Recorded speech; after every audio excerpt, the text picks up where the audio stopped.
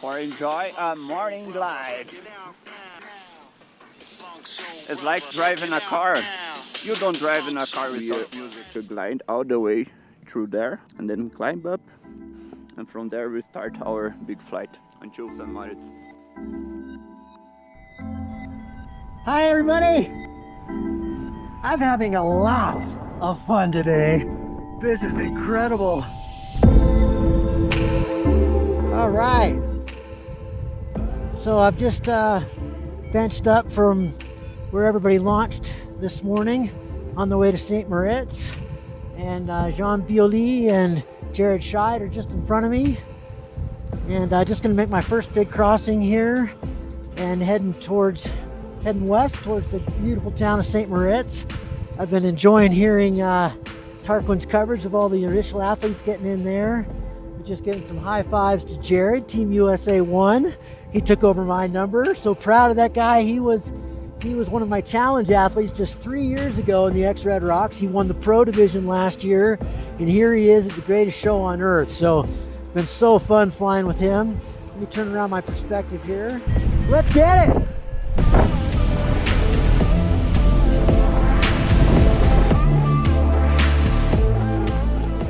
Yesterday was quite demanding, so maybe we take it a bit more easy today. The wind comes from the north, still clouds, but we have to check if we can fly to the south side and terminal up there. We cannot land high, so we have to check the weather and take a decision.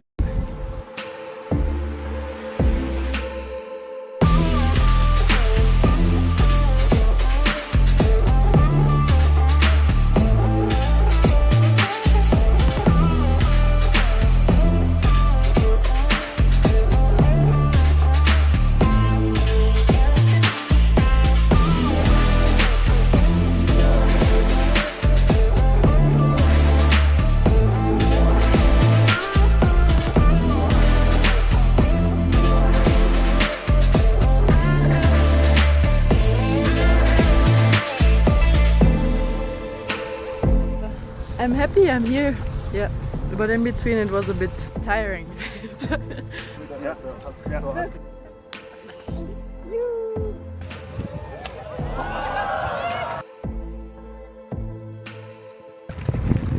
How was the flying conditions today? Amazing, pretty smooth, always backwind, so really nice flying. Yeah.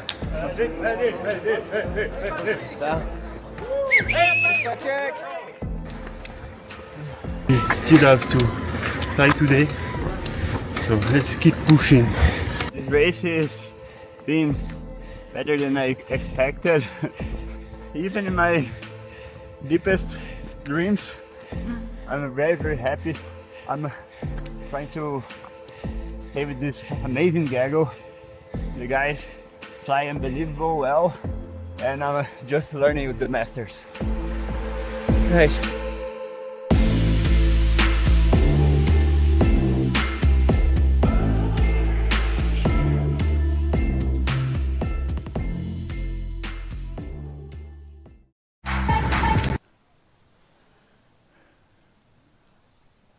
Hello and welcome from Descentis Cedrum, where just moments ago Damien Lacaz, Tanguy Renougu and Lars Mirstetter just arrived tagging the turn point about half an hour after Simon Oberauner on the most glorious glide.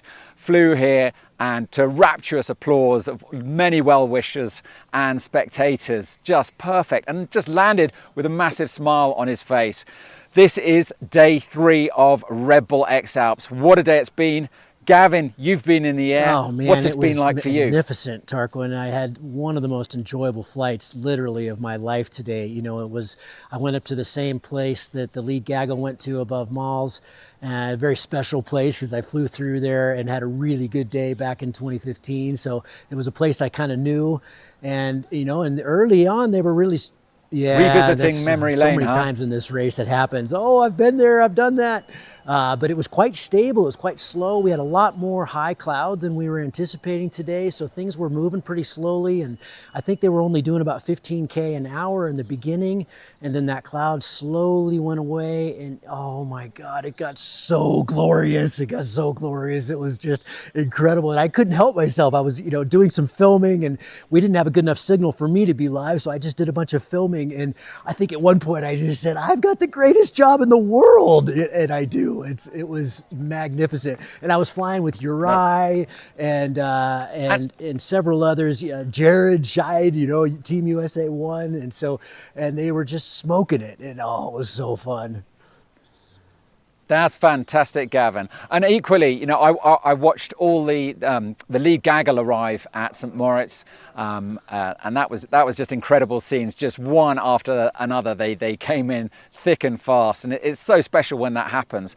But you know, in my job, I kind of naturally, we're reporting, so we focus on the leaders, and we're very obsessed by who's first at the turn point, who's second, who's third. But there've been some great stories in this race. For most athletes, we have to remember it is an adventure, and I know that, you know, that one of the best days today was enjoyed by Celine Lawrence, Patrick Avikola, and the Norwegian athlete Ellen Ukvitner, who flew all the way from Murano to St. Moritz, 97 kilometers in 5 hours. And I think, Yeah, Gavin, I what was do you make here of when that? they all landed, and I was in Murano when they all signed the turn point board this morning, and it was just, they're having a ball, especially after the tough conditions yesterday. But it was incredible to see the three of them within minutes of each other this morning, and then go up to the launch and arrive within minutes this afternoon. And Celine I'm really impressed with her attitude. She's just solid. She's banging it, and she's having a lot of fun. We hung out with her team after she split from St. Moritz and went to the signboard, and her team is just all smiles. Everybody looks healthy and happy, and they all talked about how slow it was from Murano for about 40K, and once they got to where the leaders launched today, so they covered that in the air quite slowly. Then when it opened up, they smoked it. But to do that kind of distance in 5 and some change hours, they were moving. So it was a great day all around. It's great to see athletes enjoying such a great day today. Big smiles all around. No smile bigger than that belonging to Gabe Janssen, just really, really enjoying himself, and surrounded by Brazilian fans. And it wasn't quite the case yesterday, where we had some serious issues. There was very strong winds. Davide Sassadelli, he had a launch which attracted quite a lot of criticism online. Gavin, what did you make of that? We're going to show a video that you did with Tom here in a bit about safety and his perspective, and I couldn't agree more. But there's a lot to be said about it, but the main thing is that these are really elite athletes, and they train very, very, very hard. And none of the conditions yesterday are a surprise, right? We've all seen it all these years. We've watched it, and those of us who've competed in it. I experienced conditions like that in 2015, where there were a number of really pretty remarkable wind days, and some withdrawals and some injuries that were luckily mostly minor. But it wasn't a surprise. And halfway through that race, I couldn't wait to do another one. So we're not doing it for the showmanship. The race organization provides this incredible platform for those who want to test their skills. And what I saw in that video was, really scary, really on the edge, and David handled it perfectly. I mean, he managed it, he flew away, and I know what he was feeling when he flew away, a little bit of fear, but also, man, I nailed that. This is what I came here for, was to test my skills, mine, against what this race throws at you. Well, earlier I did speak to Tom Dodorlado, so let's hear what he has to say.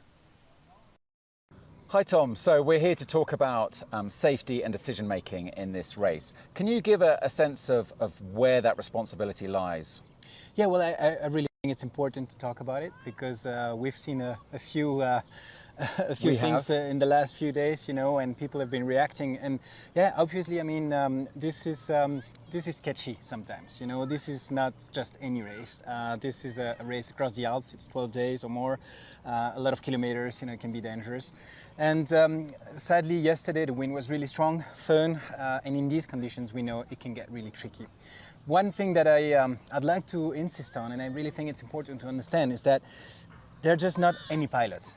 These guys, their normal is your extreme in a way, so they can fly in a lot of conditions, they can manage a lot of conditions, and obviously their limit is way higher than a normal pilot, but at the end of the day, what's important also to understand is that these guys, they're making decisions. Sometimes they're tired, sometimes they're pushing too much, but that's their own responsibility, and that's really hard for me to see. Sometimes I see some guys taking off in extreme winds and stuff, and I'm like, oh, this is just a little bit on the edge, But at the end of the day, the organization provides a platform where, everything is organized, everything is super well prepared, and then it's up to the pilots, to make their own decisions. And as we've seen, sometimes they don't play really smart, and that's sad. Is it hard for them to make those decisions? Because, we all know when you get into a race, that red mist comes down. If you see someone else launch, if you don't want to lose a place, you're in that competitive mindset.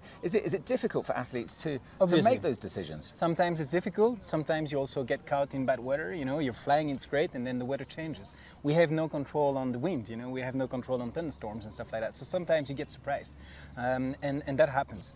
And also sometimes, you didn't sleep much, know, but even though now we have resting periods, you know, I've been here in this race for many years, and I've worked with the organization. I'm a member of the pilot committee, and I've seen the work that we've done to make it safer, you know, like through the years. We used to fly with biking helmets, you know, like we used to have paragliders that were not certified. We didn't use back protection, you know, back in the days, you know, so we've worked to make it safer. But obviously at the end of the day, it really depends on everyone's decisions. And yeah, it's difficult. You're racing, you're pushing. Actually, to be totally honest with you and to be transparent, I was here 2 years ago and I was pushing and I thought everything was fine, you know, and sometimes at the end of the day you're like, yeah, that was a little bit on the edge, you know, but that was okay, I could go through. And now when I'm on the ground and looking at them, it scares me a little bit sometimes. But, you know, everyone made it through yesterday, you know, a bit sketchy sometimes and stuff, but so now my message to the pilots, to any pilots actually in the world, is that you have to really make your own decisions, you know, and be safe. Obviously, we don't want to have accidents. We don't have a, you know, we don't want to have a shit show like it happened yesterday. To be honest, in some of the situation, the guys pushed it too much. And I told them, I gave a few calls yesterday. I said, guys, come on. You know, it's just a game. It's a race, yeah, obviously, but be safe, you know. And I really think some of them understood, some of them got scared yesterday, and we hope they're going to be more careful in the future. We spoke to Ferdy Fogel, the race director, earlier, and the race does have the ability to penalise athletes, and I think the sense from him was that they will come down a little bit harder on reckless behaviour. And in the rules, there is athletes. It is expected that they are responsible with their own safety, and as we saw with the flight on Sunday, 6 athletes were penalised for behaviour that was considered reckless. That was the perfect example. You know, you have pilots like Max, like Damien, they walk down. They see it's raining, they see thunderstorms around and stuff, and they say, okay, you know what? Yeah, obviously I could fly down, you know, but it sets a bad example. It's dangerous, you know, it's just a game. Let's walk down. And then people fly above them. In this kind of situation, of course they deserve the penalty. You know, there's no debate about it. I would have actually thought the penalty would have been even stronger, but they had a penalty that kind of changed everything, and I think everyone is a bit more cautious now. So, and I think they will be in the next days. Obviously now we have amazing weather, and amazing weather means safer racing, you know. So I think now we're going to see a beautiful race, and we'll be able to enjoy it.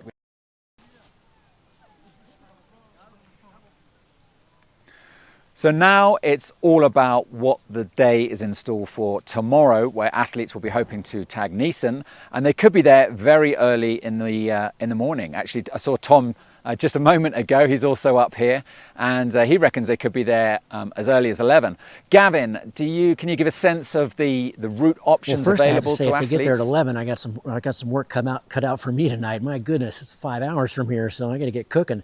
But yeah, I mean, the last I checked, we've got 12 athletes within 9K of one another. So pretty remarkable considering it's the end of day 3. And the next move is widely considered one of the hardest in the Alps. You're going up and over the Furka Pass, where the Grimsel snake famously wraps in from Interlaken, and the entrance of the Vallis. So they've got to get really tall.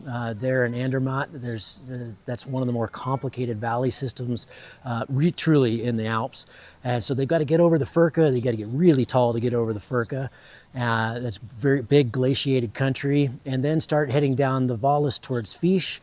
They can take a deep line and cross over the Alex Glacier, the biggest glacier in Europe, or they can run the valley, which is more likely. And usually the crossing there is at Leukerbad. That's what we saw from just about everybody last time in the 23 edition. So that's the route that is the more standard route, but really high base, take it right over the Eiger.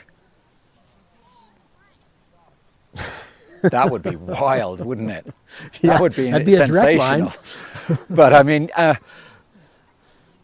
the difference from 2023, of course, is they don't have to land in the town of Frutigen. They can just go straight to the mountain, and I guess that makes quite a big difference. Yeah, for exactly. the I mean, you could also go down through Grindelwald and take the Grimsel Pass, but typically that's just that can be a pretty dicey line. So I expect to see more people go right over Fiche and cross the spine as soon as they can. Like I said, typically that's down at Leukerbad, and then you fly the valley all the way down past Frutigen, hopefully get to Niesen and climb up, and you're in one of the most remarkable starts in the world. A very famous start for huge triangles. Kriegel broke the record there, almost a 350 FAI a couple years ago, right before the start of the last race. So we can expect to see a remarkable day there, as we did in 23. One of the greatest places to see athletes come and go very fast. Sign the time board right at the top. So at the front, yeah, they're going to be looking at Mont Blanc, which is just incredible already. Just a few days. It's still only day 3, and on day 4 they're going to be looking ahead to possibly rounding yeah, exactly. Western Europe's highest mountain. The pace now is getting blistering. Nobody's going to get a lot of sleep, but there's going to be a lot of smiles. The weather looks really good tomorrow, last I checked, and I think we saw the speed today, and so we can expect to see some pretty fast and furious racing. And this lead gaggle staying together like this is remarkable. It makes it really exciting. Yeah, and I got to say, I'm really impressive to see Simon Oberauner. He's looking so strong at the moment. And what's always interesting about Simon is he's just so relaxed all the time. He's just smiling, and he's just taking it all in his stride. And that's the kind of, the story at the front of the race. But of course, there's also a battle at the back, where tomorrow we have our first mandatory elimination.